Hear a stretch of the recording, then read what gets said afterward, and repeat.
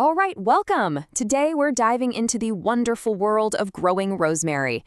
This is one of the most fragrant and useful herbs out there. But let's be honest, it has a reputation for being kind of tricky. Well, we're about to uncover all its secrets, so let's get started. So, first things first, let's talk about its name, which is just beautiful. Rosemarinus officinalis literally translates from Latin to dew of the sea. I mean, how poetic is that? It totally hints at where it comes from, those warm, rocky shores of the Mediterranean. And get this, there's even an old myth that the goddess Aphrodite herself rose from the sea covered in the stuff. Pretty amazing, right? So here's the big question. Rosemary is a super hardy plant. I mean, it's a perennial that can literally give you fresh herbs for your entire life. So why is it so finicky for so many gardeners? Why do so many of us struggle with it?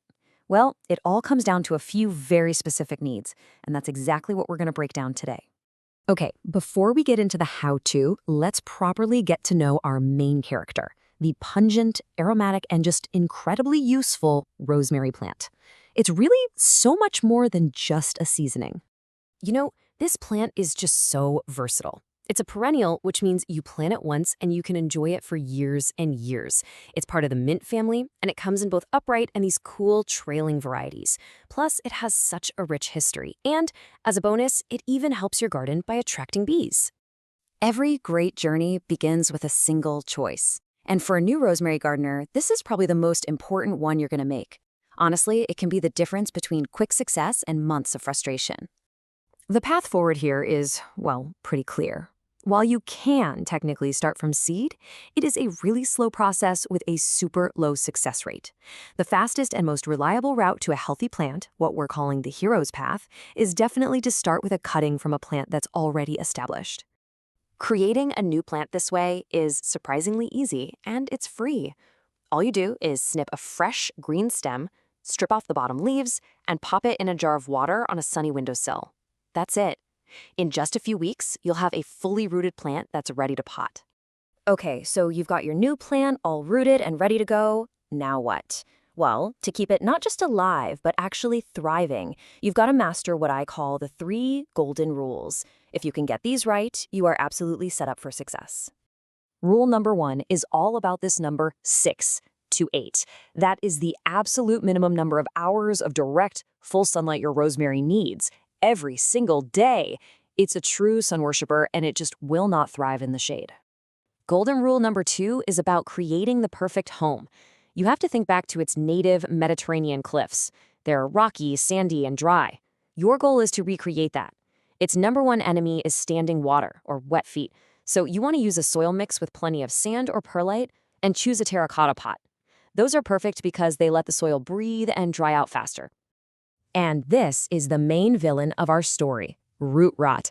This is what happens when you get rule number 2 wrong. It's caused by overwatering, which brings us to our 3rd and probably most critical golden rule. Now, this one is so important. I know it feels wrong, believe me, but you have to fight that urge to water it all the time. The absolute key is to let the top 1 to 2 inches of soil become completely dry before you give it another deep soak. If you remember nothing else, remember this. It is always, always better to underwater your rosemary than to overwater it. All right, your plant is settled into its sunny, well-draining new home. Now let's talk about the ongoing care it needs to stay healthy, happy, and really bushy. Pruning is absolutely key. Giving it regular trims encourages a much bushier, healthier plant, and it gives you fresh herbs for your kitchen. But there's a limit. You never want to remove more than 1/3 of the plant at once because that can really shock it. So the goal is to be consistent but gentle. Unlike a lot of other garden plants that need constant food, rosemary is a really light feeder.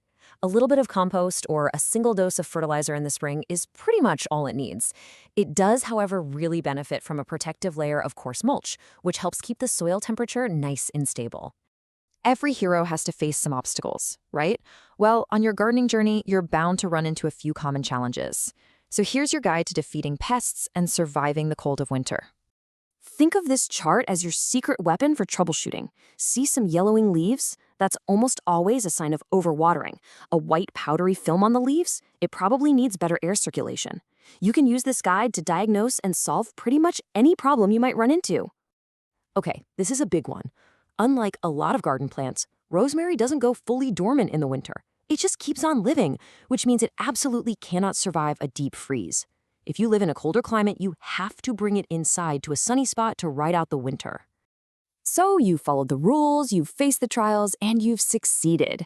Now for the absolute best part of this whole journey, enjoying the spoils of your gardening adventure. This really shows the perfect cycle of a healthy plant. The best flavor comes from that tender new growth in the spring and summer. And the amazing part is that harvesting these little sprigs actually encourages the plant to become even bushier, which gives you an even bigger supply down the road. And hey, beyond that amazing flavor, your harvest is a real powerhouse of nutrition. Rosemary is just packed with antioxidants and anti-inflammatory compounds, not to mention valuable vitamins and minerals like iron and calcium. And of course, while it has been used in traditional medicine for centuries for things like boosting memory and helping digestion, please remember that this is all for educational purposes. You should always consult an expert for any real health advice. And here's the final reward. You see, you haven't just grown a culinary herb. You've cultivated an unlimited supply for cooking, a beautiful ornamental plant for your garden, a natural pest repellent, and even a source for some wonderful aromatherapy. It really is a true wonder plant. So, with just a little bit of knowledge and by following these golden rules, you've unlocked a lifetime of flavor and fragrance. We really hope this guide has inspired you to start your own gardening journey. Happy gardening!